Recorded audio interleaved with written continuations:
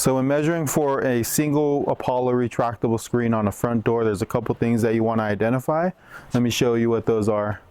So this lip here is what we call surface. This is what we call first reveal. And this is what we call second reveal. All three of these lips here, they follow all the way around the door here. All the way around the door. And then they come to the bottom. The bottom is really what's going to identify how you mount a door. So this goes all the way here, and then it kind of gets pushed back. Now, that's going to be what's going to determine what sill we use. In order to create the same plane all the way around the door, it is crucial to select the correct sill adapter.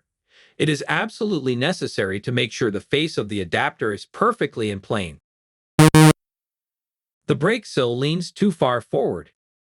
The 2-inch sill is much closer but still leans forward.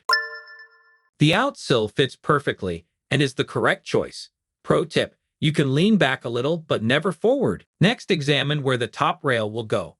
You should have 1 inch of material to screw into. If you do not have a full inch, like in this case, you will add a decalume to the top. This piece of decorative trim will blend in with the door frame and give you plenty of room to fasten to. In fact, sometimes you will use the decalume to create a new reveal. We call this the half reveal. You are now ready to measure. Place your tape measure on the lip of the sill adapter and measure up to the top of the door frame. Since we are using a decalume in this case, we just go to the top and not into the reveal. Measure in 3 places, left, middle, and right, to get the height. Record the shortest of the 3 measurements and deduct 1/8 of an inch. That's it. You're done. You have determined the sill adapter, whether you need to use a decalume, and the finished height of the door.